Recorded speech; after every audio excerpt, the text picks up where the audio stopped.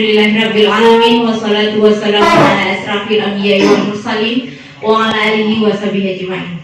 Yang pertama-tama sekali marilah kita aturkan puji syukur atas kehadiran Allah Subhanahu wa taala yang telah melimpahkan rahmat dan karunia-Nya kepada kita semua sehingga kita dapat berkumpul di ruangan yang sederhana ini dalam rangka mendengarkan sosialisasi dari saya mengenai budaya positif. Dan tak lupa salawat beriring salam kepada pucuk pimpinan umat Islam sedunia, yakni Nabi besar Muhammad SAW dengan lafaz Allahumma syaddina Muhammad wa ala alihi syaddina Muhammad. Yang saya hormati Ibu Kepala Sekolah SDN 12 Nara 1 beserta Bapak Guru SDN 12 Nara 1 dan tenaga tata usaha juga. Baiklah, Bapak Ibu, kita mulai saja materi kita hari ini mengenai budaya positif. Sebelumnya mungkin ini sudah mulai agak siang ya Bapak Ibu ya. Kita coba ice breaking dulu sedikit ya Bapak Ibu ya. Sekarang coba kita lihat ini, kita coba gambar aja ya. Siapa tadi jawabannya Munia? Kota Lampung. Silakan Munia. Kota Lampung, Bu. Kota Lampung, ya benar ya Bapak Ibu ya. Ini merupakan tebak gambar, ini sudah permainan kita mungkin ya. Bagaimana Bapak Eri dan Bapak itu Bapak Alifrin? Tong kosong. Tong kosong. Tong kosong katanya. Yang lebih tepatnya apa nih? Kosong. Iya, yang lebih tepatnya tadi yang dibilang sama Dunia Kota Lampung. Kita lanjut yang kedua. Ya, mungkin apa ini? Kedua.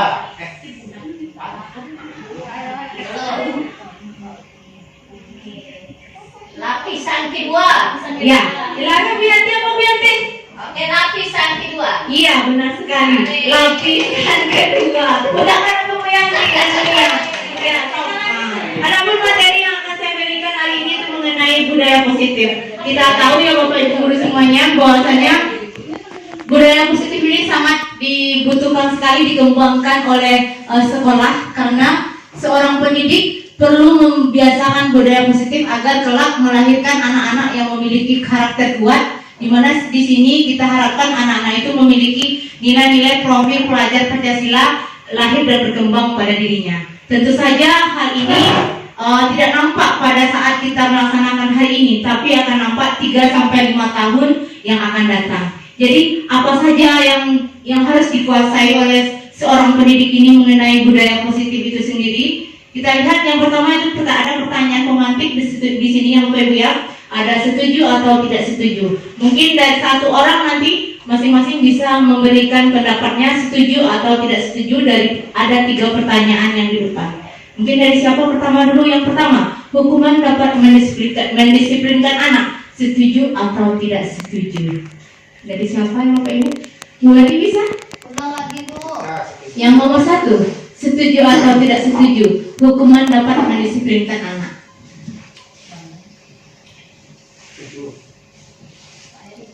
Ya Bapak Eri? Bagaimana Bapak Eri? Setuju Bapak Eri ya. Yang kedua, pemberian hukuman dengan hal positif seperti membaca atau membersihkan halaman sekolah dapat meningkatkan disiplin anak. Setuju Bapak Ibu? Iya, setuju. Yang ketiga, memberi penghargaan dapat meningkatkan motivasi belajar anak. Setuju. Ternyata semuanya dari ketiga pertanyaan pemantik tadi jawabannya setuju. Nah, itulah yang akan saya jelaskan hari ini Bapak Ibu ya. Ternyata selama ini telah terjadi miskonsepsi kepada diri seorang pendidik mengenai apa itu hukuman, kemudian motivasi dan budaya positif itu sendiri. Kita lihat bagaimana yang harus seorang pendidik memiliki kemampuan, yaitu kita lihat yang pertama konsep perubahan paradigma belajar, disiplin positif, motivasi perilaku manusia, kebutuhan dasar, posisi kontrol, restitusi, keyakinan kelas, dan segitiga restitusi. Dan inilah kira-kira yang akan saya sampaikan pada hari ini ya Bapak Ibu ya. Ini gambaran yang akan saya sampaikan hari ini, terutama terkait dengan pertanyaan pemantik tadi. Tadi Bapak Ibu juga setuju bahwasanya hukuman tadi dapat mendisiplinkan anak. Sekarang kita lihat. Psikiater dan pendidikan Dr. William Glasser dalam kontrol teorinya, kemudian hari ini berkembang yang dinamakan dengan choice theory, meluruskan beberapa miskonsepsi tentang makna kontrol itu sendiri. Yang pertama itu ilusi guru mengontrol murid. Jadi selama ini yang kita lakukan, kita beranggapan bahwasanya kita sebagai guru memiliki kekuasaan untuk mengontrol murid. Itu hanya ilusi ternyata Bapak Ibu. Kita tidak dapat mengontrol murid, karena yang bisa mengontrol dirinya atau murid itu sendiri adalah dirinya sendiri. Jadi kita tidak bisa, itu hanya ilusi. Jadi inilah yang menjadi permasalahan selama ini. Kita berusaha untuk mengontrol murid. Bagaimana? Akan terjadi apa Bapak Ibu? Kita akan terjadi bagaimana? Akan marah terhadap siswa tersebut ketika tidak mau dikontrol. Sementara kenyataannya memang yang dapat mengontrol diri murid itu adalah dirinya sendiri, bukan guru. Jadi selama ini kita sudah berada di dunia ilusi. Yang kedua, ilusi bahwa semua penguatan positif, efektif, dan bermanfaat. Kita biasanya ya Bapak Ibu ya, kita memberikan penguatan positif. Seperti apa yang pernah Ibu Bapak Guru berikan kepada anak, mungkin bisa berupa penguatan verbal dan non-verbal. Bisa Ibu Bapak Ibu Guru memberikan contohnya? Bagus, ya. Apa lagi? Itu yang verbal, yang dia kamu hebat. Dan ternyata itu adalah ilusi, Bianti. Iya. Ternyata selama ini kita terjadi miskonsepsi ya. Di sini kita luruskan ya. Ternyata itu ilusi. Dengan memberikan penguatan yang positif tersebut, ternyata itu tidak bermanfaat bagi anak.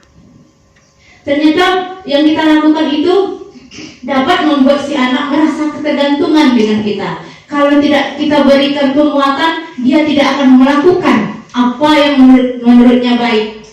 Jadi penguatan positif itu terjadi karena dia akan merasa tergantung dengan diri kita. Yang ketiga, ilusi bahwa kritik dan membuat orang merasa bersalah dapat menguatkan karakter.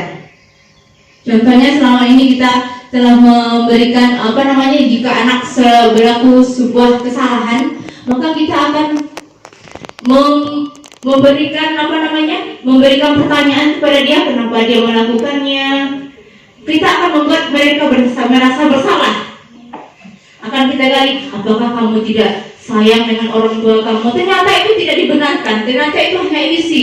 Ini dengan kita melakukan hal tersebut kepada siswa kita, berarti kita telah menemukan kegagalan kepada anak. Jadi anak akan merasa dirinya itu selalu berbuat salah. Dia akan tenggelam dalam perilaku negatifnya tersebut. Yang keempat, ilusi bahwa orang dewasa memiliki hak untuk memaksa. Selama ini juga berlaku tidak hanya pada murid, ini juga berlaku pada orang tua. Orang tua biasanya juga memaksakan, berpendapat bahwasanya dia berhak untuk memaksakan kehendaknya kepada anak. Namun kenyataannya tidak bisa.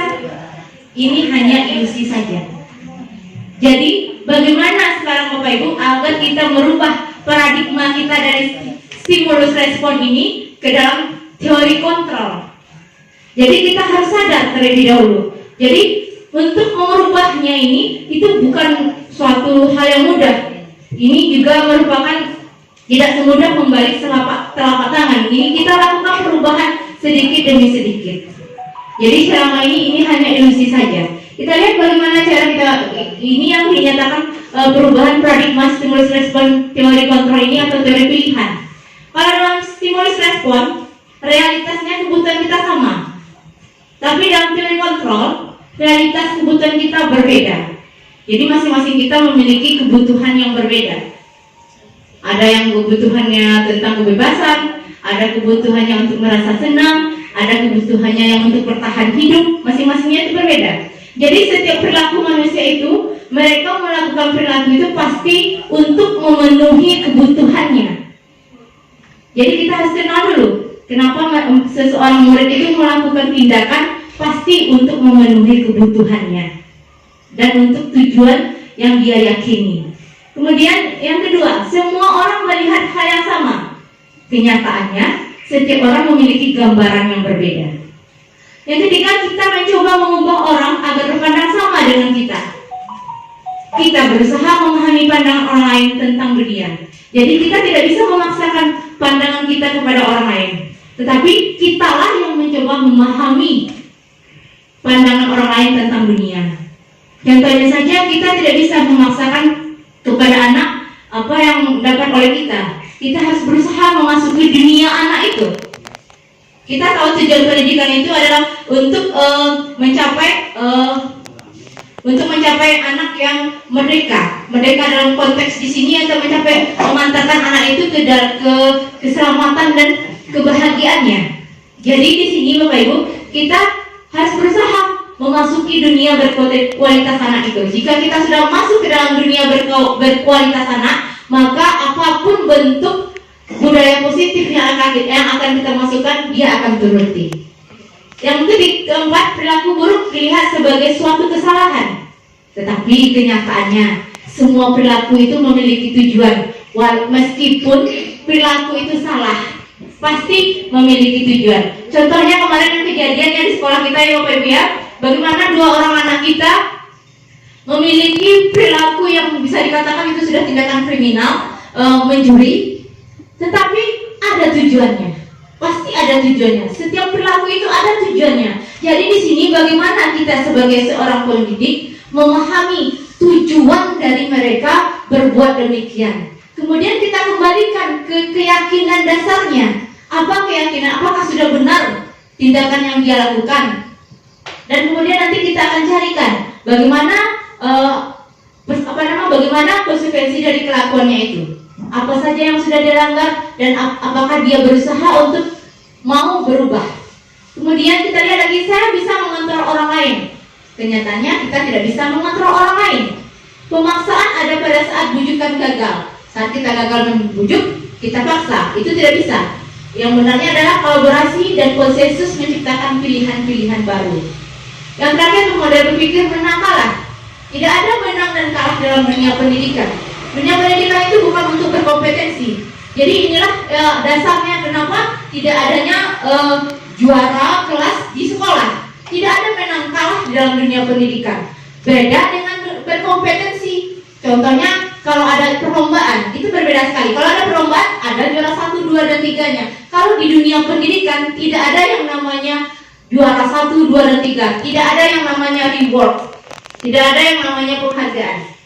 Karena kalau kita memberikan penghargaan, reward, serta memberikan juara tersebut, itu akan mematikan kreativitas anak. Nanti akan kita lihat bagaimana reward itu pengaruhnya terhadap anak.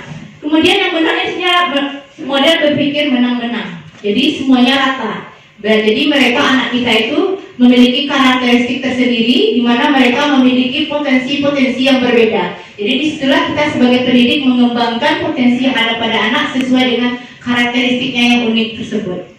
Ada pertanyaan di sini Bapak Ibu Guru? Ini miskonsepsi yang terjadi selama ini ya.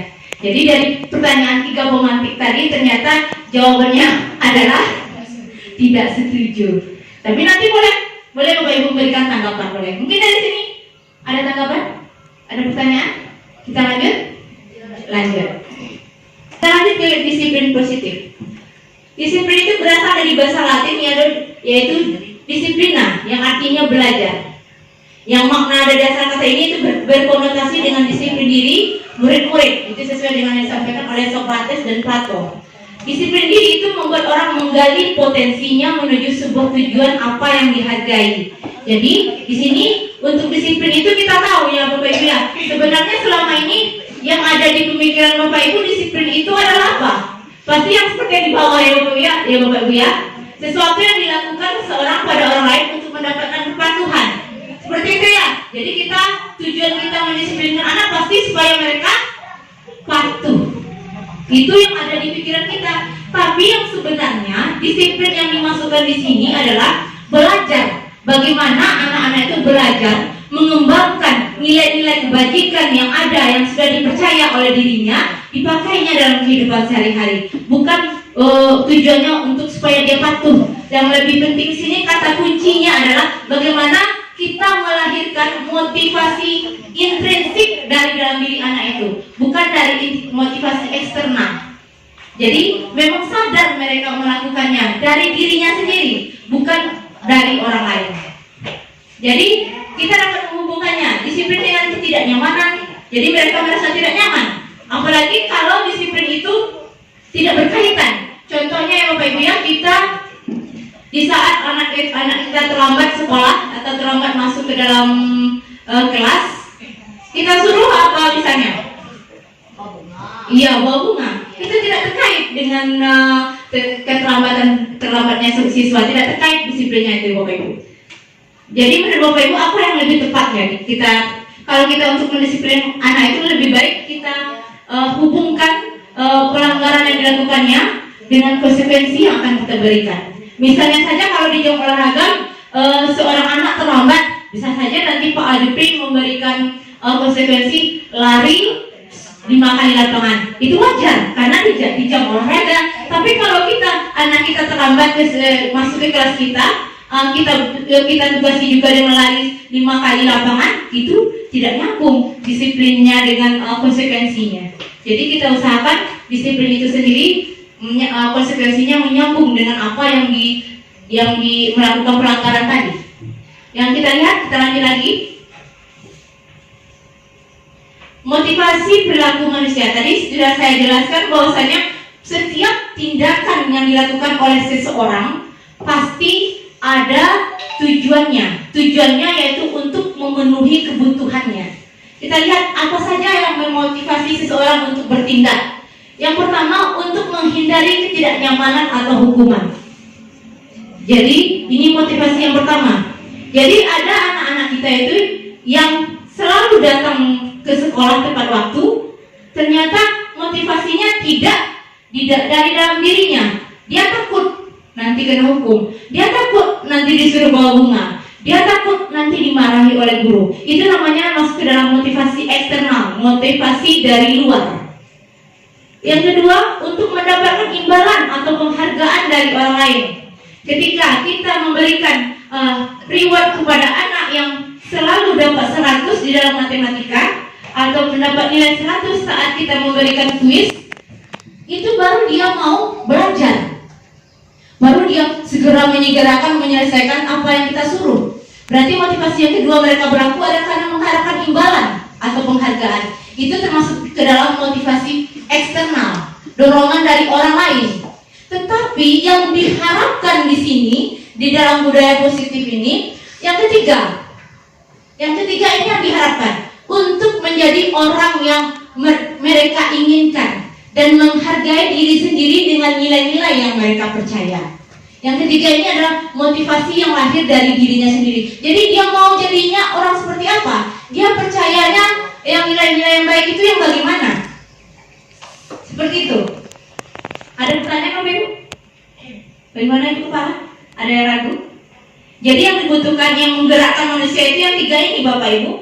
Motivasi perilaku manusia. Yang diharapkan hadir dalam diri anak kita adalah motivasi yang ketiga. Motivasi yang berasal dari dirinya sendiri. Jadi mereka yakin bahwasanya kalau contohnya ya Bapak Ibu ya, kenapa kita memakai helm ketika berkendaraan? Mungkin ada yang bisa menjawab? Iya, takut sama polisi. Berarti itu motivasi yang berapa ini? Motivasi eksternal yang mana? Iya, untuk menghindari ketidaknyamanan atau hukuman. Yang diharapkan bagaimana Bapak Ibu? Iya, kita yakin bahwasanya dengan memakai helm kita percaya kita akan lebih selamat. Ya, berarti nilai-nilai yang kita inginkan adalah selamat. Nah, kemudian juga sama dengan itu ya Bapak Ibu ya. Ketika kita selain dari memakai helm, ketika kita tidak merokok. Apa alasannya kita tidak merokok? Iya, supaya sehat. Berarti kita yakin ya, kalau dengan tidak merokok itu kita akan sehat. Nah, jadi itu yang diharapkan. Memang dari dirinya, bukan karena takut dihukum oleh guru, bukan karena mendapatkan imbalan, bukan. Jadi diharapkan yang lahir dalam dirinya itu adalah motivasi intrinsiknya dari dirinya sendiri. Iya. Iya tantangannya Ibu Beli. Ada pertanyaan Bu Beli? Bagaimana? Iya? Boleh. Kita di sini bersama-sama saja ya Bu Beli ya. Saya tidak memiliki rasa lebih juga. Jadi nanti kita akan diskusikan.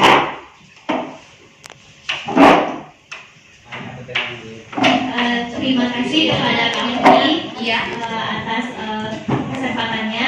Tadi dikatakan bahwasanya motivasi dalam diri seseorang itu kan ada dua. Yang pertama dari luar dirinya yaitu motivasi internal, eksternal itu didasari oleh dapat penghargaan atau takut pada seseorang, itu yang eksternal. Lalu yang dalam dirinya atau motivasi internal itu yaitu tentang dia percaya bahwasanya sesuatu itu ada manfaatnya untuk dirinya sendiri. Tapi yang menjadi pertanyaannya atau yang menjadi tantangannya untuk kita sebagai seorang pendidik, cara kita atau langkah-langkah serta ciri-ciri kita dalam menumbuhkan motivasi internal itu kepada siswa bagaimana? Iya.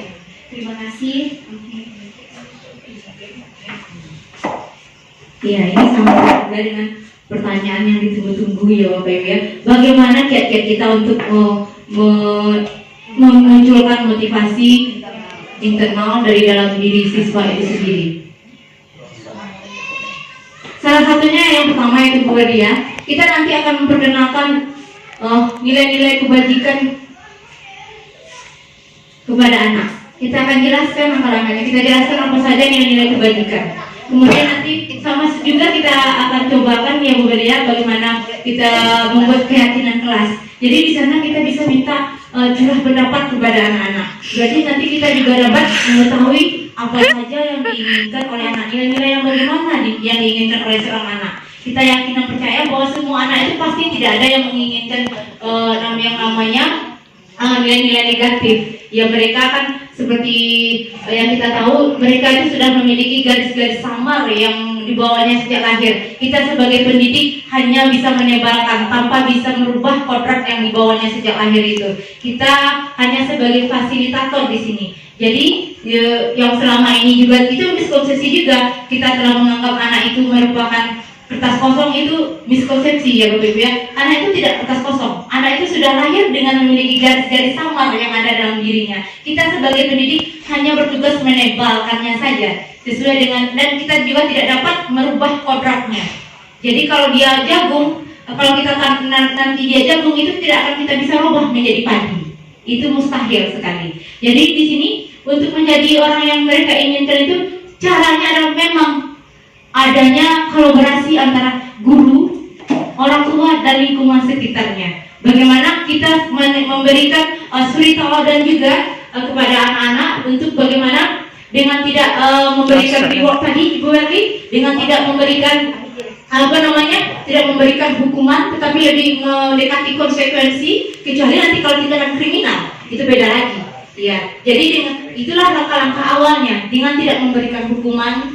Dengan nanti tidak memberikan hukuman ini bukan berarti kita mengabaikan kesalahan anak, tapi kita bisa mengembalikannya nanti ke dalam posisi keyakinan awalnya dengan 3 langkah. Nanti di terakhir ada langkahnya, namanya segitiga restitusi.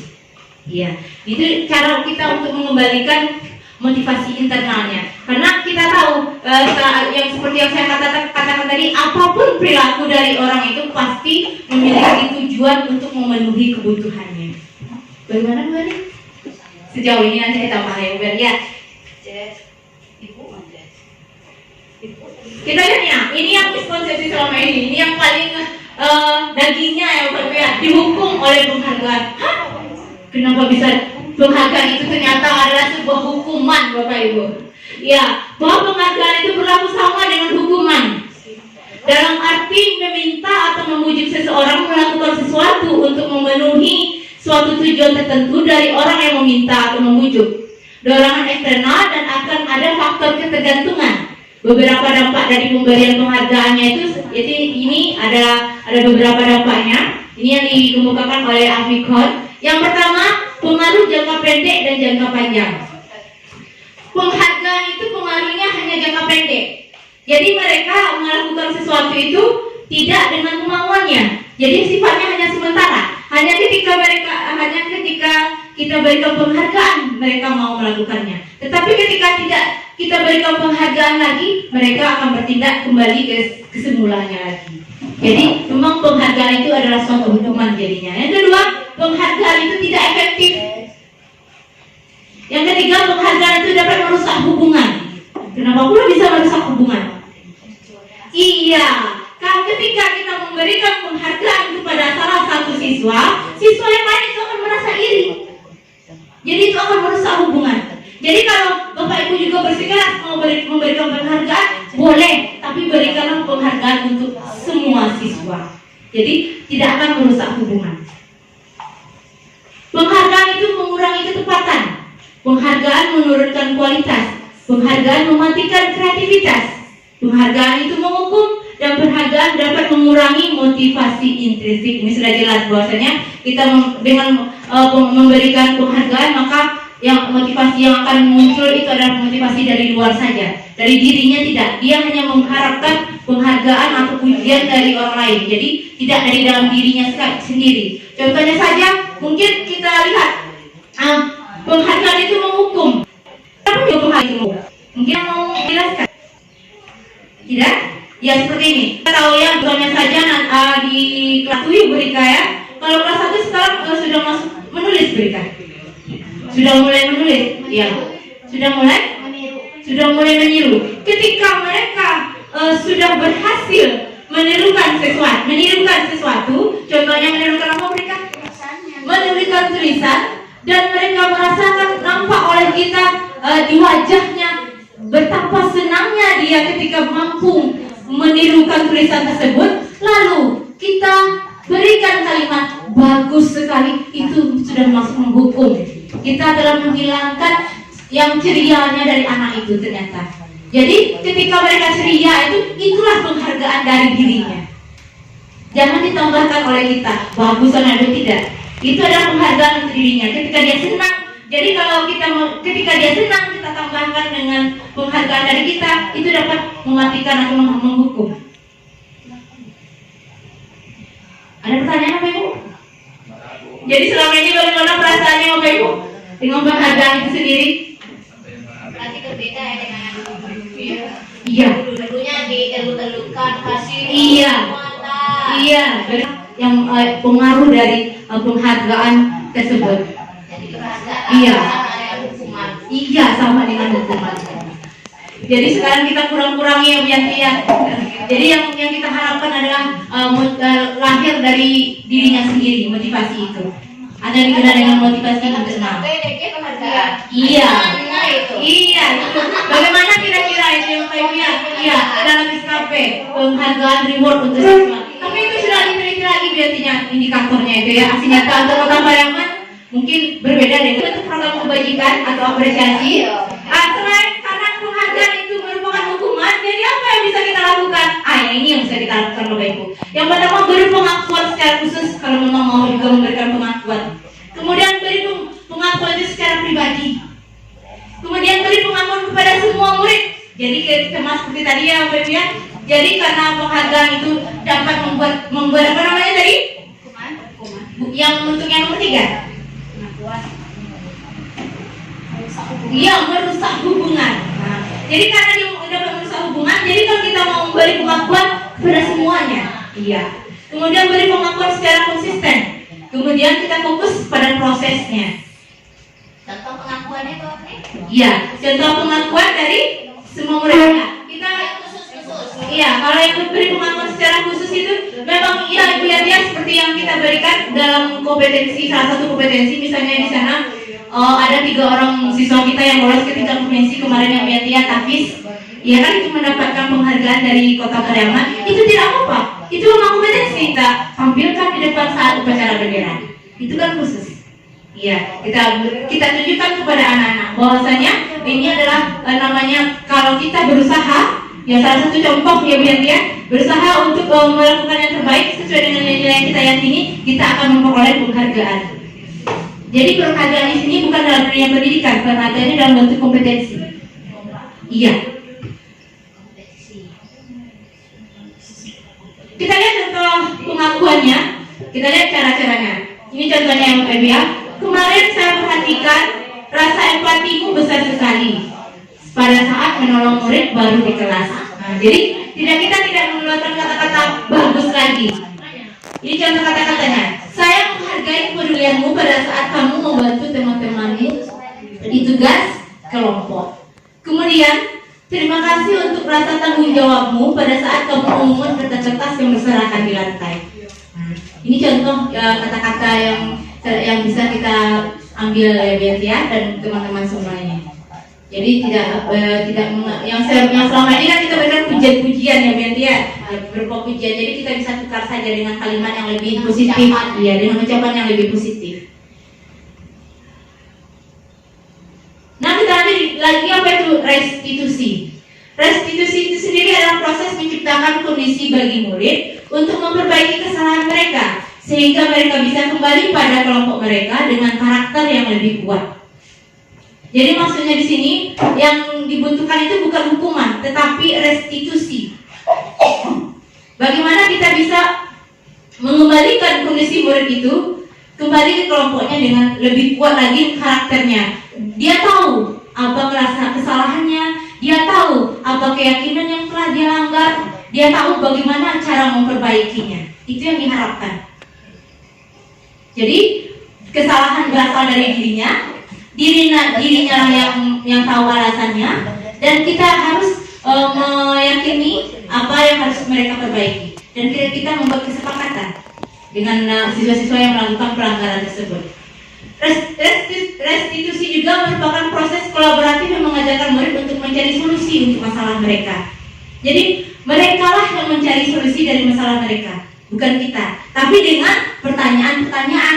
Nah, karena kita apalagi kalau untuk tingkat SD ya Bapak Ibu ya, itu mungkin berbeda dengan tingkat SMP dan SMA yang pola berpikirnya mungkin lebih dewasa. Jadi kita harus melakukan pertanyaan-pertanyaan yang dapat mengembalikan mereka ke karakter yang lebih kuat itu sendiri. Dan kemudian membantu mereka berpikir tentang orang seperti apa yang mereka di kuliah bagi mereka orang lain. Jadi kita di sini juga harus memberikan restitusi itu bagaimana mereka menjadi orang yang mereka inginkan. Orang yang mereka inginkan tidak mungkin rasanya anak kita mau menjadi maling. Tidak mungkin. Pasti mereka juga punya cita-cita ya, yang mulia. Iya. Jadi mereka tadi melakukan hal tersebut ada tujuannya dan ada kebutuhan dasar yang mereka penuhi. Tapi langkah-langkahnya karena tidak terpenuhi, langkah-langkahnya mengarah ke yang negatif. Jadi tugas kita lah sebagai seorang pendidik mengembalikan mereka kembali ke jalan yang positif. Jadi iya, ke jalan yang benar. Jadi yang namanya yang tadi itu, yang nilai-nilai yang negatif yang tadi yang dijalankannya itu, bagaimana kita sebagai seorang pendidik mengembalikannya lagi, bahwasanya cara memenuhi kebutuhan itu bukan dengan cara yang negatif, tapi dengan cara yang positif. Kita ajarkan apa nilai-nilai kebajikan dalam mencapai, dalam memenuhi kebutuhan itu sendiri. Yang ketiga lagi, mengapa tidak peraturan saja? Mengapa harus keyakinan kelas? Ini untuk keyakinan kelas ya Bapak Ibu ya.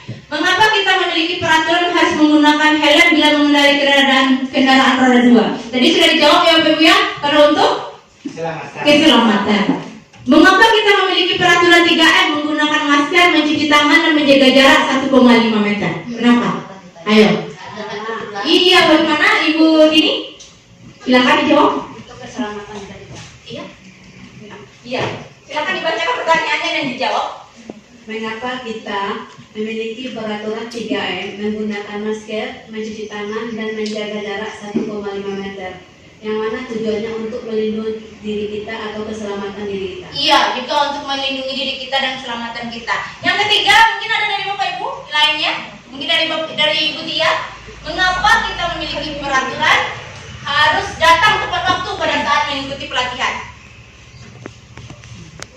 Ada jawaban mungkin dari teman-teman semuanya? Mengapa kita harus memiliki peraturan datang tepat waktu? Iya, sendiri. Iya, Bianti. Bianti kita berikan ke Bianti. Jangan lupa Bianti. Mengapa kita memiliki peraturan harus datang tepat waktu pada saat mengikuti pelatihan? Ketika kita datang terlambat, bukan diri kita saja yang dirugikan, tapi orang lain ya juga ikut dirugikan. Itu kira-kira. Ya.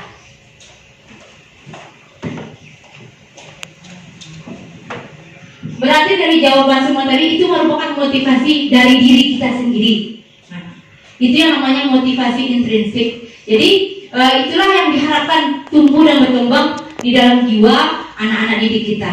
Bagaimana mereka tahu bahwasanya alasan dari mereka melakukan sesuatu itu karena memang untuk kebaikannya, bukan untuk dihukum, bukan untuk memperoleh penghargaan. Memang nilai kebajikan itu, bahwa yang pertama itu kesehatan. Kemudian kalau kita memiliki peraturan harus datang waktu, karena memang kita rugi nanti akan ketinggalan materi pastinya. Nah, itulah tadi Bapak Ibu. Kita lihat keyakinan sekolah atau kelas kita itu merupakan pondasi arah dari sebuah sekolah atau kelas yang jadi lantaran memiliki konflik atau permasalahan dalam suatu kelas. Jadi semua kelas itu memiliki keyakinan kelas masing-masing. Mungkin kelas 5, kelas 1 itu berbeda keyakinan kelasnya. Dari kata-kata dan kalimatnya juga beda. Keyakinan sekolah atau kelas itu memuat nilai-nilai kebajikan universal yang disepakati bersama untuk mencapai tujuan mulia yang dicita-cita. Mungkin mengikuti PMR yang mana tugasnya selalu nyatanya dengan kelas ya. Di sini memang ya kita di setiap kelas itu harus punya keyakinan. Ini adalah bakal dari prasekolah. Kita kan sekolah, kita sekolah itu kita keyakinan satu kelas. Satu sampai kelas 6 itu apa peraturan ada di sana. Di sini Bapak Ibu. Kembalikan tentang kebajikan apa yang dituju. Kalau untuk nilai-nilai kebajikan, ada nilai-nilai kebajikan Bapak Ibu ya. Ada yang keselamatan, ada yang disiplin. Iya. Iya, berbagai nilai-nilai kebajikan, nilai-nilai yang budaya positif itu sendiri. Atau gotong royong, mandiri, yang memuat profil pelajar Pancasila, kreatif, inovatif, dilarang mengganggu orang lain. Berarti itu nilai kebajikan apa?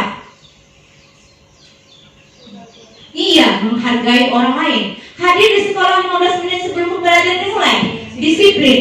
Dilarang melakukan kekerasan. Untuk apa itu Bapak Ibu? Kenapa tidak boleh melakukan kekerasan? Untuk apa sebenarnya itu tujuannya? Nilai kebajikan yang itu. Kenapa kita tidak melakukan kekerasan? Iya, kemanusiaan, untuk keselamatan. Dilarang menggunakan narkoba. Iya, untuk kesehatan juga ya. Bergantian atau menunggu giliran. Nilai kebajikan apa yang dituju? Disiplin ya. Dilarang merokok.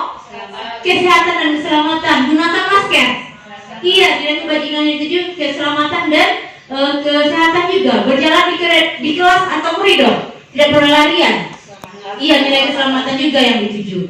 Berarti ini yang contoh yang di masyarakat. Nilai-nilai kebajikan yang ada di masyarakat. Jadi nanti kalau di kelas kita dapat prosedur pembuatan keyakinan kelas itu. Yang pertama itu kita minta curah dapat dari murid-murid di kelas kita tentang peraturan yang perlu disepakati. Mencatat semua masukannya. Susun keyakinan kelas itu sesuai prosedur. Gantilah kalimat-kalimat dalam bentuk negatif menjadi positif. Yang ketiga ini mungkin ada sedikit saya jelaskan yang Bu ya Bapak Ibu ya. Untuk yang ketiga, gantilah kalimat-kalimat dalam bentuk negatif menjadi positif. Mungkin anak-anak kita dalam curah pendapat pasti banyak memberikan pendapat. Tidak boleh makan di kelas Bu. Tidak boleh kita ganti. Pakai kata tidak. Iya, kata tidaknya dibuang. Berarti bagaimana di kelas? Boleh. Boleh dibuang. Boleh makan di kelas. Iya. Kalau contohnya Bapak Adi Pria tidak berbohong, itu kan kalimat negatif. Tidak berbohong. Berarti apa yang intinya? Berkata jujur. Jadi kita pakai untuk keyakinan kelas, kita pakai kalimat-kalimat yang positif. Kita hilangkan kata tidak boleh, dilarang, jangan. Kita harapkan siswa kita menggunakan kalimat-kalimat yang positif. Iya. Kemudian tinjau kembali daftar curah pendapat yang sudah dicatat. Tinjau ulang keyakinan kelas secara bersama-sama. Kemudian baru kita setujui dan kita tanda tangani. Kemudian bisa kita buatkan posternya. Nah, ada di hasil keyakinan kelas kita tadi. Mungkin disuruh dalam pembuatannya. Yang pentingnya kata kuncinya kalimat-kalimat negatif itu kita ubah menjadi kalimat positif. Iya. Dan ini berasal dari curah pendapat anak-anak itu sendiri. Jadi disepakati, dilakukan di dalam kelas yang membuat keyakinan kelas itu. Jadi kalau mereka sudah punya keyakinan kelas, kita gampang nanti akan mengadakan yang namanya restitusi itu. Jadi sangat mudah sekali karena dia sudah memiliki keyakinan kelas. Jadi di saat mereka berbuat suatu pelanggaran atau kesalahan, kita akan kembalikan lagi ke keyakinannya, nilai-nilai apa, nilai-nilai kebajikan apa yang telah mereka yakini. Kita kembalikan ke sana. Jadi saat mereka melakukan pelanggaran seperti yang kita tahu, yang seperti yang dikatakan Dr. Aisyah Dahlan ya, dalam bagaimana seorang anak dalam melakukan pelanggaran, kita tidak perlu marah-marah, tidak perlu. Itu tidak akan menyelesaikan suatu masalah. Tidak. Kita cukup 2 menit saja selesai. Karena kalau dengan marah-marah itu tidak ada gunanya. Ini contoh keyakinan kelas. Yang pertama ini contoh keyakinan kelas 1, ini juga ada keyakinan kelas 5. Tidak ada kata negatifnya lagi ya Bapak Ibu ya. Tidak ada. Yang pertama kelas 1, setiap anggota kelas perlu belajar. Kalau dari kelas 5 selalu bersikap positif. Jadi ini ketika mereka tidak belajar, kita kembalikan mereka ke keyakinannya nanti. Bagaimana kalau di saat mereka melakukan pelanggaran, sebaiknya memang ya ketika anak melakukan pelanggaran itu kita empat mata istilahnya ya Bapak Ibu ya, tidak kita lakukan dengan di depan teman-temannya. Tapi ada juga restitusi di mana mereka kita lakukan restitusi itu di saat mereka dalam bekerja kelompok juga ada langkah-langkahnya. Nah sekarang ini pertanyaan pemantik lagi. Ibu Ambar guru wali kelas 2, sebenarnya Ibu Sri Martia ya. Ibu Sri Martia guru wali kelas 2 di SDN 12 Merah 1 sedang bingung menghadapi ulang 1 di kelas amat aja nyok ya. Beberapa kelas 2 Terah datang padanya dan mengeluhkan Doni yang seringkali meminta bekal makan siang mereka dengan paksa. Jika Anda menghadapi situasi seperti Ibu Ambar, apa yang akan Anda lakukan? Menurut Anda kira-kira apa alasan Doni melakukan hal itu? Jadi kira-kira apa? Untuk beberapa sekalian ya. Baiklah, terima kasih atas kesempatan yang diberikan. Kalau menurut saya, jika Anda menghadapi situasi seperti Ibu Ambar, yang akan saya lakukan mungkin memanggil si Doni ini terlebih dahulu. Setelah itu saya berbicara 4 mata dan saya bertanya kepada Doni apa yang menjadi alasan Doni itu melakukan hal tersebut. Bisa jadi si Doni ini tidak memiliki bekal makanan. Iya. Selain minum tidak pasti akan pergi. Kita bisa melakukan tindak lanjutnya. Iya, terima kasih. Ini bukan Bapak Doni ya. Jadi ini tergantung ya Bapak Ibu ya. Kita lihat. Ini tergantung dari kita lihat 5 kebutuhan dasar manusia. Ini 5 kebutuhan dasar manusia. Kita aja Bapak Ibu. Mungkin yang pertama kebutuhan bertahan hidup. Jadi karena ini adalah masalah sosial, jadi cara pandang kita dalam memecahkan masalah itu pasti berbeda-beda. Cara pandang yang pertama yaitu jika Doni menjawab, kita kan pernah panggil tadi itu kan. Jika Doni menjawab karena dia seperti yang dikatakan Ibu Priska tadi, karena dia memang tidak membawa bekal dari rumah, atau karena dia lapar. Jadi perilaku Doni itu adalah karena dia berusaha untuk memenuhi kebutuhan hidupnya yang pertama, kebutuhannya untuk bertahan hidup. Tetapi kalau yang kedua, kalau Doni yang menjawab, ketika saya melakukan itu Bu, karena saya ingin dipanggil oleh guru. Dia mau berbuat kesalahan agar dia dipanggil oleh guru. Dia mau jadi perhatian. Berarti Doni butuh kasih sayang dan rasa diterima. Kalau jawaban Doni yang dia ingin tadi anak kelas 2 itu dia ingin siswa-siswa kelas 2 itu patuh padanya. Dia ingin tahu, dia ingin menunjukkan kekuasaannya. Berarti Doni sedang berusaha memenuhi kebutuhannya yang ketiga, yaitu kebutuhan untuk pengakuan atas kemampuannya. Jika jawaban Doni untuk kebebasan di rumah sudah 3 hari Bu, ininya aja menunya, itu makanya saya ambil dari makanan teman. Berarti dia sudah berusaha memenuhi kebutuhannya yang keempat, kebutuhan akan pilihan. Kemudian kalau dia menjawabnya, senang aja Bu melihat ekspresi teman-teman tadi Bu. Ada yang menangis ketika saya ambil Bu. Berarti dia kebutuhannya untuk merasa senang. Tapi caranya yang Jadi tugas kita sebagai seorang pendidik, bagaimana kita meluruskan kembali bagaimana cara memenuhi kebutuhan dasar itu kepada anak, bukan dengan cara yang negatif. Kita penuhilah kebutuhan dasarnya itu dengan cara-cara yang positif. Kan si Doni itu. Iya. Nanti sampaikan yang berkaya ke Pak Doninya. Orang guru terhadap murid ketika melakukan kesalahan. Ada 5 posisi kontrol selama ini yang kita lakukan. Yang pertama yaitu sebagai penghukum. Kalau sebagai penghukum mungkin ketika Doni melakukan hal yang tadi yang dia, maka iya. Tapi saya kan 3 hari ya, Bu. Bisa dan kita kan dengan Eri nanti Pak Erinya nanti kita ketawa juga. Iya. Kita nanti dengan Sule boleh. Iya. Ketika Sule tadi mengambil makanan teman-temannya, kita sebagai gurunya, nada kita tinggi. Iya. Sule, apakah yang kamu kerjakan? Itu tidak boleh mengambil makanan teman. Itu ciri-cirinya kita posisi kontrol kita di penghukum. Mata besar, tidak ada senyum. Iya, mata besar, tidak ada senyum sama sekali. Itu ciri-ciri dari posisi penghukum. Iya. Ya, ini contoh cewek dia. Guru ini percaya sekali bahwasanya dialah satu-satu yang benar. Siswa itu salah. Pasal 1, guru selalu benar. Pasal 2, jika guru salah. Yang pertama posisi penghukum. Yang kedua adalah posisi pembuat merasa bersalah. Nah, ini kata-katanya yang Bapak ya. Di sini gurunya ciri-cirinya di sini tidak marah-marah, tapi dengan wajah sedikit memelas. Doni, tadi Sule ya? Iya. Doni, kenapa Sule? Kenapa tadi dia ambil makanan teman-temannya? Ibu kecewa sekali. Ibu tidak ada tadi mengajarkan perasaan tentang mengambil makanan teman. Nah, coba Sule ingat-ingat kembali. Apakah Sule tidak merasa kasihan nanti kalau dipanggil orang tuanya ke sekolah dengan tindakan Sule ini? Jadi anak itu akan merasa bersalah karena diberikan tekan-tekanan oleh guru sehingga dia makin tenggelam dengan kesedihannya, semakin galau istilahnya sekarang.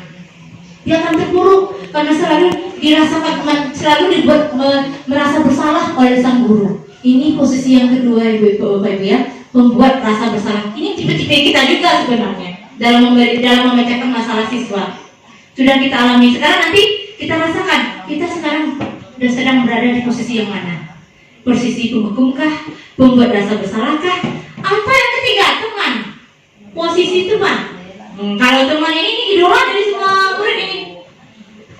Tapi sayangnya untuk posisi teman, anak ini akan merasa ketergantungan.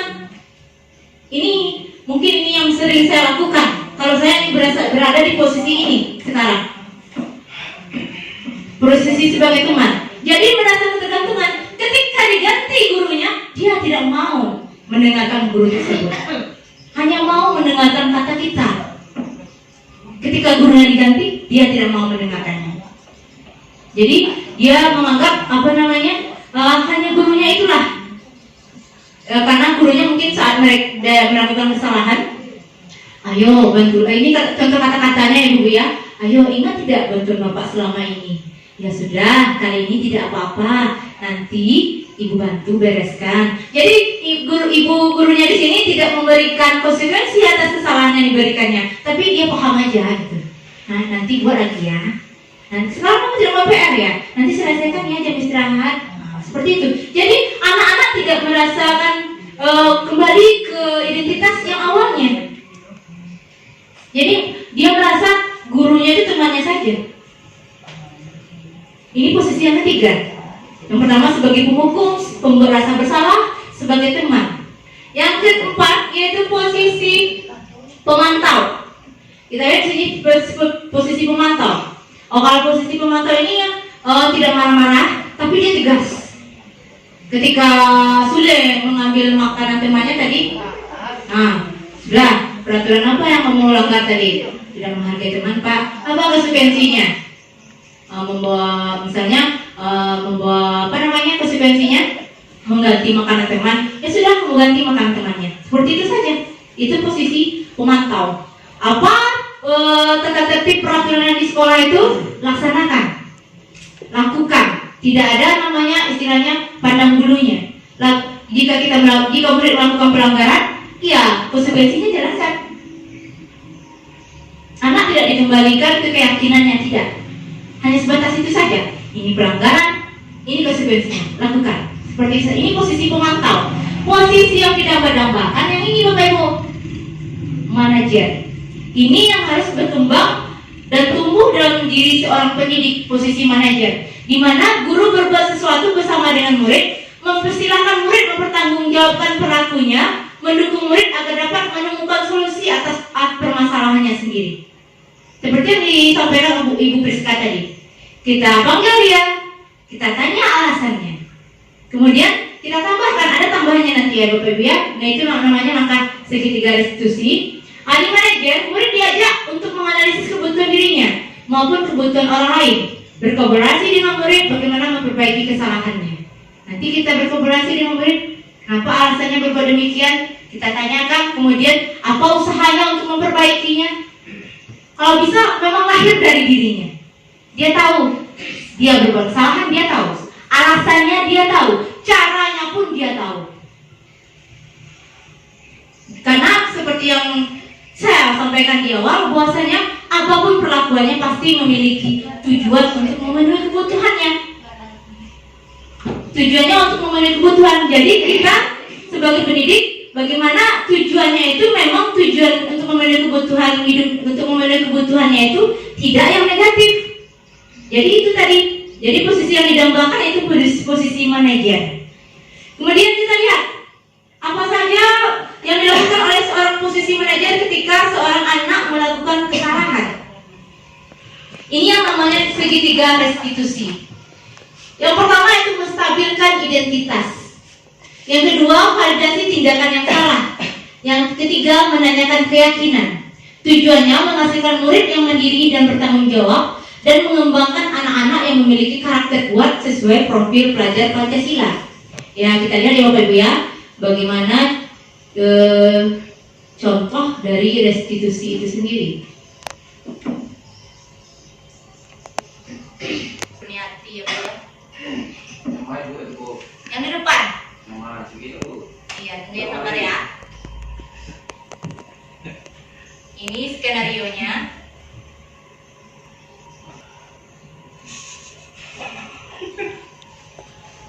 Ini jalan ya Bapak Ibu. Skenarionya seperti ini.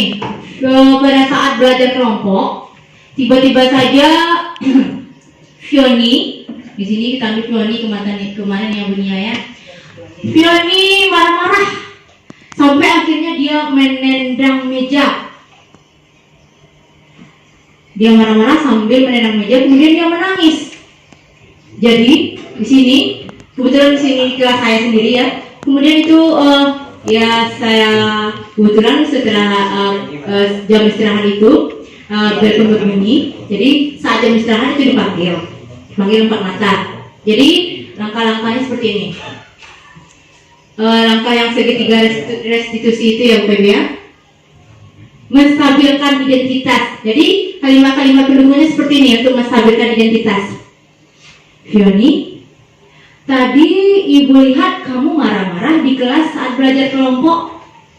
Iya Bu. Akan dijawab oleh anak seperti itu kira-kira. Iya Bu, saya marah-marah karena tadi Kenzo tidak mau ikut belajar. Dia marah itu. Itu dalam proses menstabilkan identitas, pasti dia menguapkan emosinya. Iya Bu, Kenzo tadi tidak mau bekerja kelompok. Setiap bekerja kelompok dia seperti itu Bu. Malah dia sibuk istilahnya berbicara dengan kelompok yang lain. Oh, begitu. Kita sebagai guru tidak perlu marah-marah juga. Hah, tidak boleh seperti itu. Kenapa kamu tadi marah-marah? Itu hanya menguras energi. Kita stabilkan dulu identitas anak itu dengan cara wajarlah Fioni kalau berbuat seperti itu. Jika ibu berada di posisi Fioni, ibu akan melakukan hal yang sama. Kita masuki dunianya. Pastilah kira-kira kalau menurut Bapak Ibu gimana? Ada teman kita yang aja yang terus membuat. Pasti kita akan akan seperti Fioni juga kan? Pasti kita juga akan marah. Kita aja semuanya yang mengerjakan tugas, sementara dia enak-enakan aja. Iya, pasti seperti itu. Kita stabilkan identitasnya dengan memasuki dunianya. Oh begitu. Wajar kalau Fioni tadi marah-marah, karena jika ibu dalam posisi Fioni, ibu juga akan berlaku demikian. Nah sekarang ibu mau tahu apa alasan Fioni melakukan hal tersebut? Nah dia mulai turun emosinya.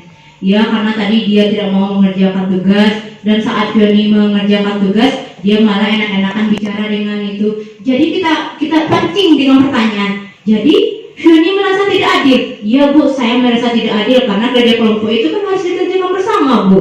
Oh iya, benar. Kemudian kita validasi tindakan yang itu kemudian kita lanjutkan. Kita berikan juga penghargaan seperti itu tadi.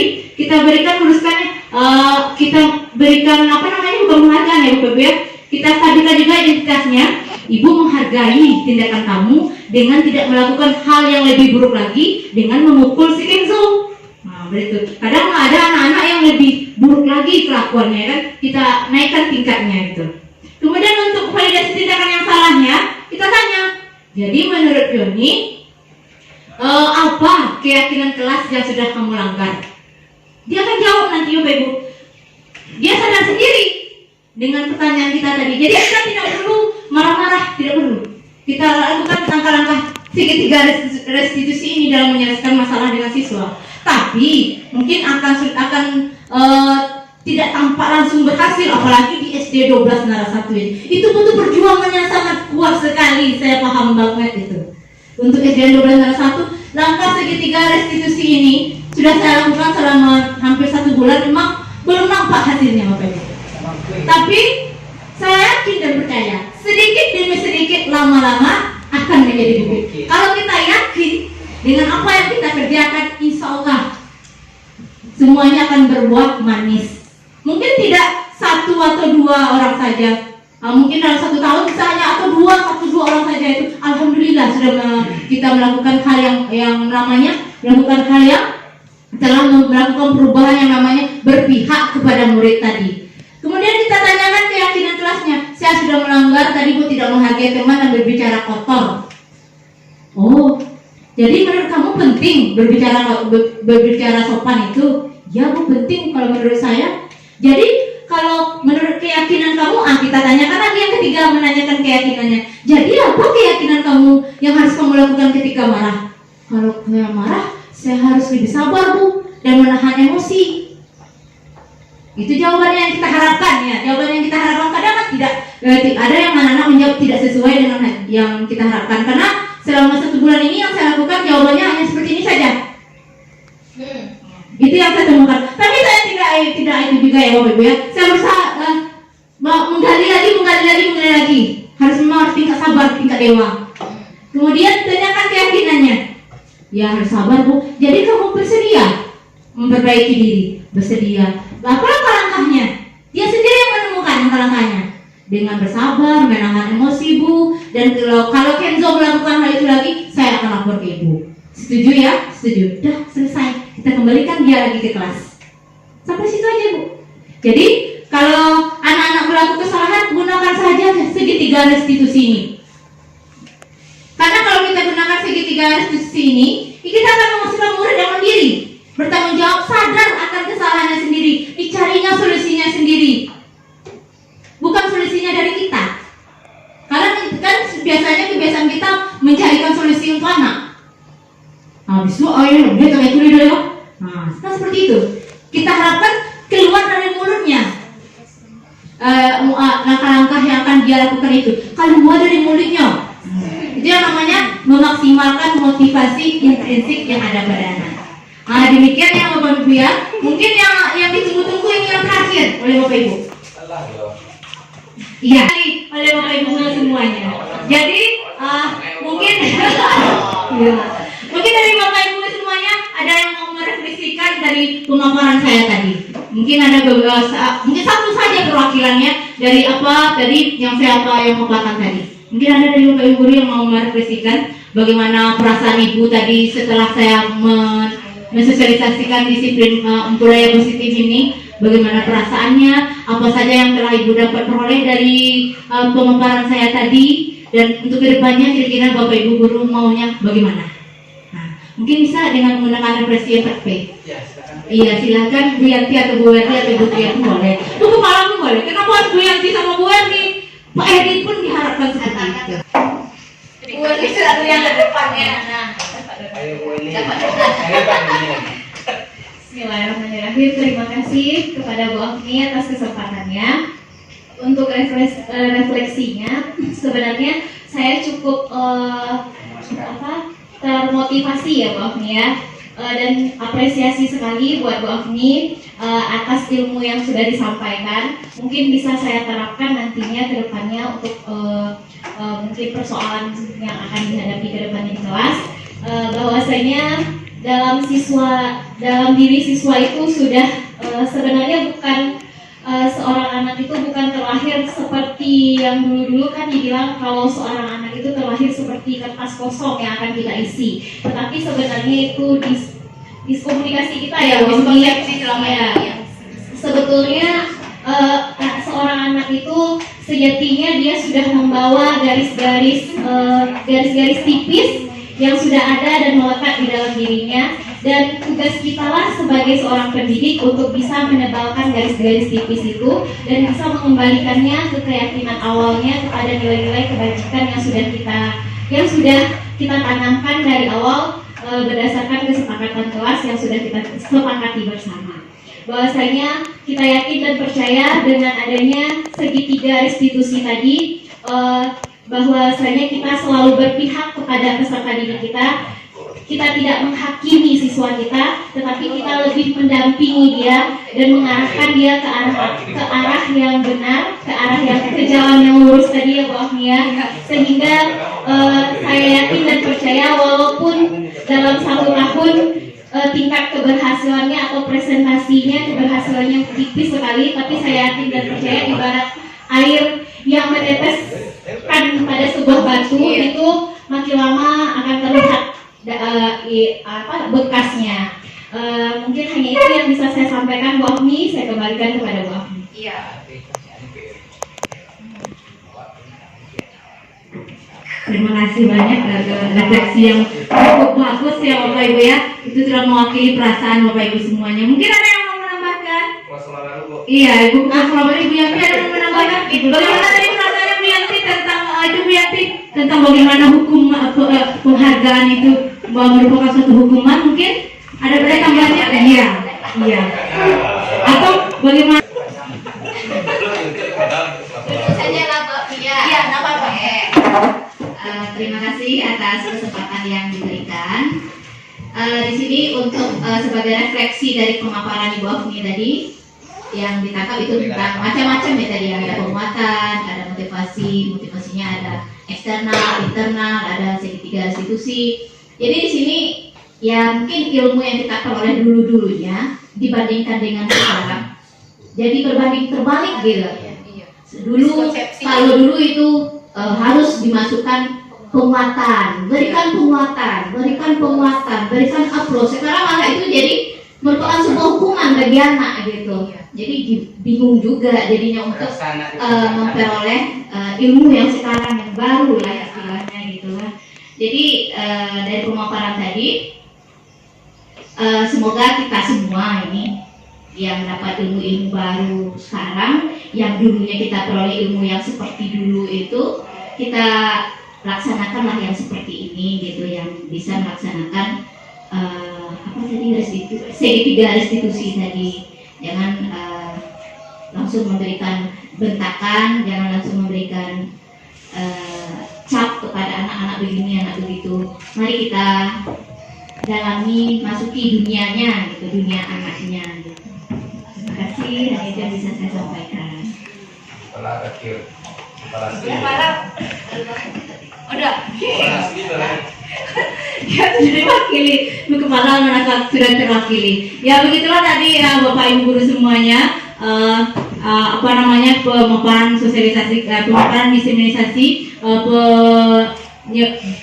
pengetahuan tentang budaya positif di sekolah yang telah saya paparkan. Terima kasih atas waktu dan tenaga yang waktu yang diluangkan. Saya akhiri dengan wabillahi taufiq wal hidayah. Wassalamualaikum warahmatullahi wabarakatuh. Waalaikumsalam.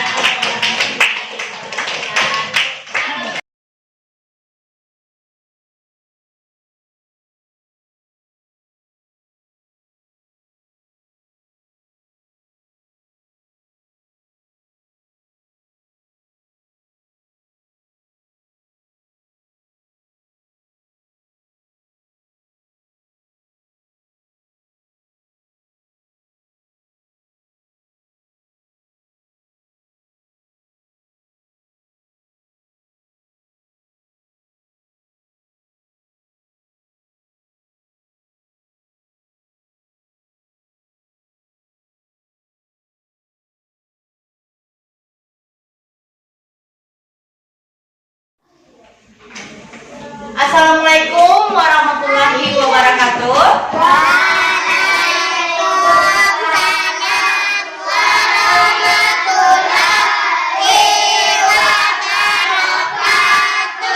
Nah, anak-anak ibu akan melakukan sapaan pagi hari ini ya. Apa kabar hai muridku semua?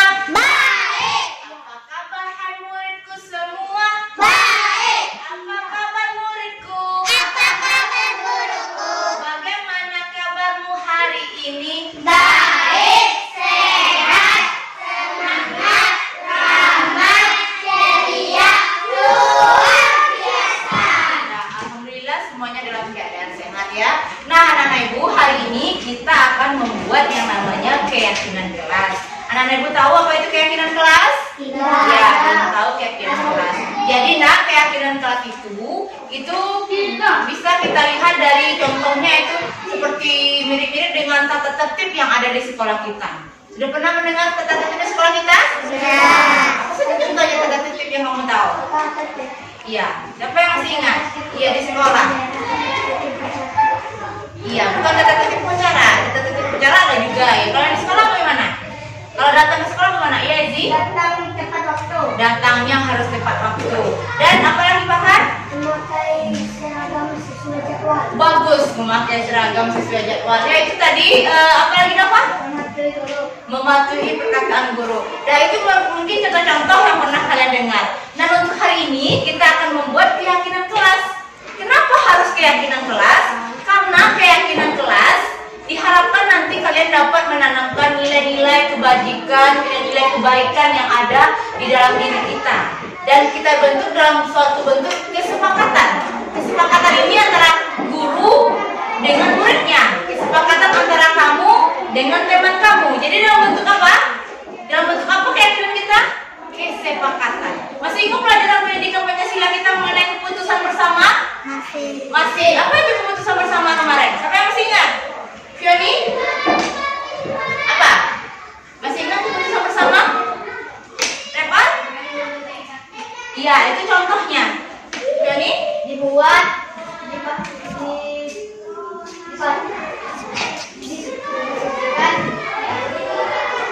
Kemudian kita buat, kita diskusikan dan kita laksanakan secara bagaimana? Secara bersama. Jadi diharapkan nanti dengan adanya keyakinan kelas ini, anak-anak ibu dapat melaksanakannya dengan penuh rasa tanggung jawab. Dengan penuh rasa apa? Tanggung jawab. Siapa yang akan membuat nanti? Iya, kita yang akan membuat keyakinan kelas kita. Nah, anak-anak ibu, keyakinan kelas kita ini dalam bentuk kesepakatan.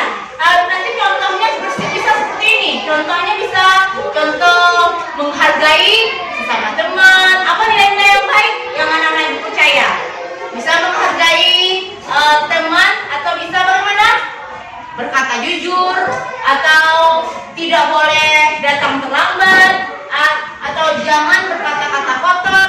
Tapi untuk keyakinan kelas kita hindari kata-kata yang negatif tadi. Kita hindari kata apa tadi? Jangan, tidak, dilarang. Kita ganti dengan kata negatif. Contohnya kalau tidak boleh berbohong, apa yang bentuk kata positifnya? Kalau tidak boleh berbohong itu apa? Berkata artinya? jujur. Iya. Jadi kalau bentuk yang positifnya itu berkata jujur. Nah nanti anak-anak ibu kalian buatkan apa keyakinan yang ada dalam diri kalian. Ibu berikan nanti kertas post-it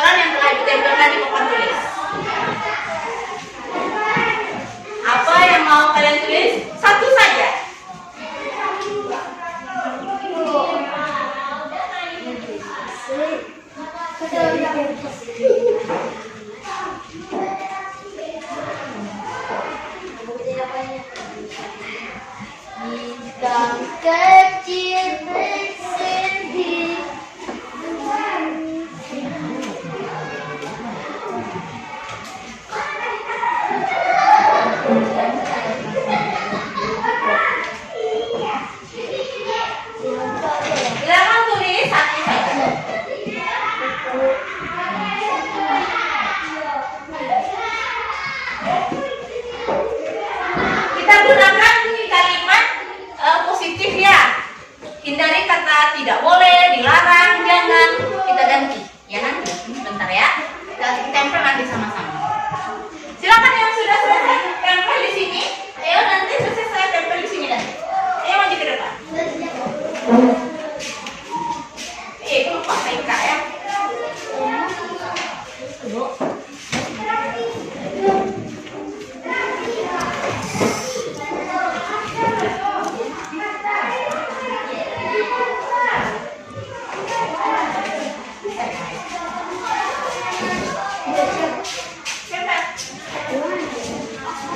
Boleh di mana saja.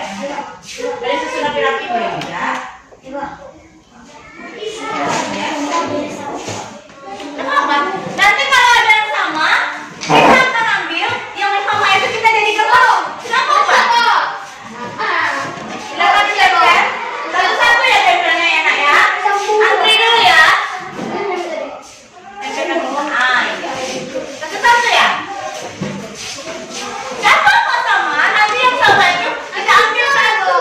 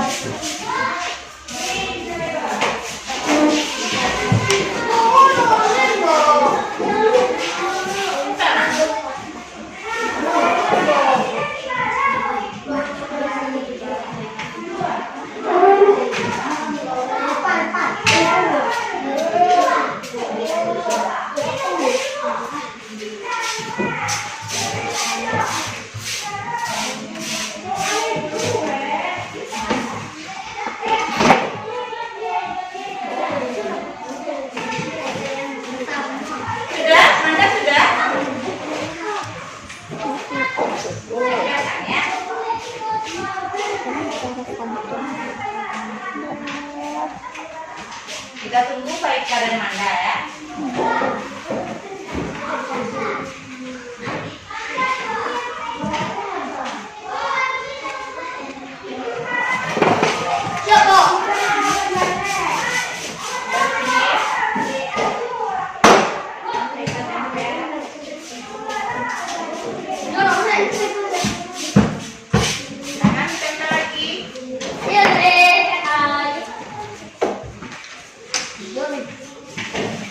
Kita tunggu dari Manda ya.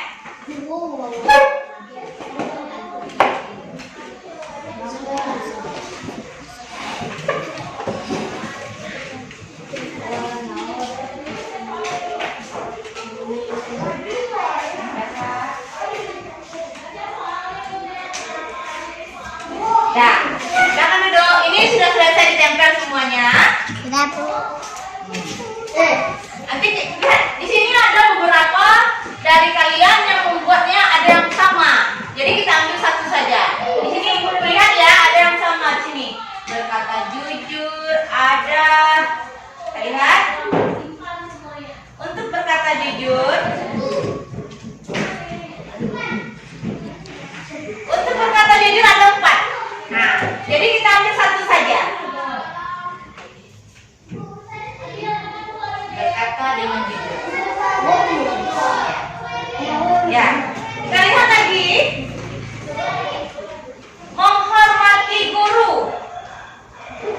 Menghormati guru. Ada 1. Buang sampah pada tempatnya. Atau piket sesuai dengan jadwal. Berarti ini mendekati ya, kita ambil 1. Apakah ini sama? Piket sesuai jadwal dengan buang sampah pada tempatnya? Sama. Sama dengan apa menjaga apa nak? Iya, menjaga kebersihan. Kita ambil saja 1 ya. Hidup rukun dengan teman. Ini juga ada dari 2, berarti 1 ya. Menghormati guru 1. Ya. Hidup rukun dengan teman. Nah. Hidup rukun dengan teman.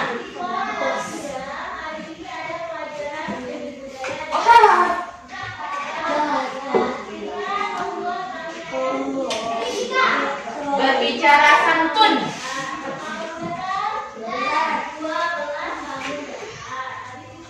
Dan gotong royong bersama. Ini dia kesepakatan kita.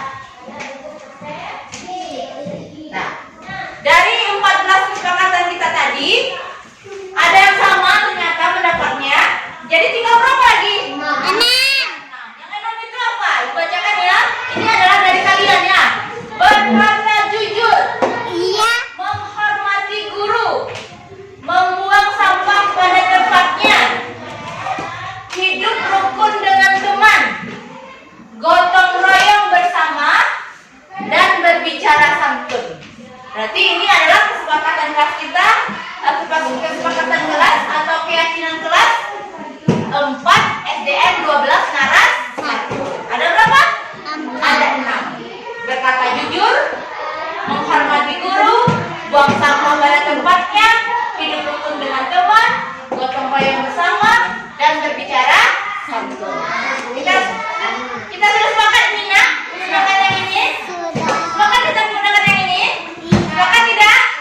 Ya. Jadi karena kita sepakat untuk menggunakan ini, jadi gunakanlah ini untuk keyakinan kelas kita.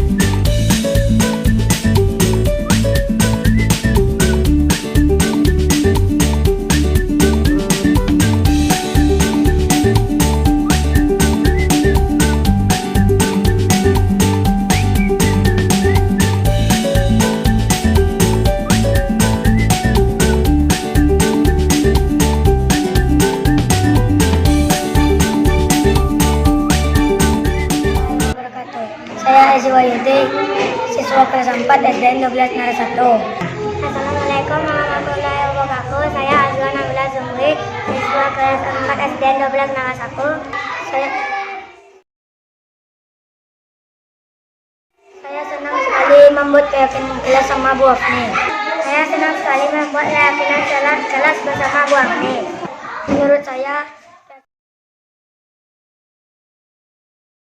Menurut saya keyakinan kelas itu penting. Menurut saya keyakinan kelas itu penting. Jadi baik dan rukun bersama teman. Karena membuat ikat dapat bertanggung jawab melakukan keyakinan kelas.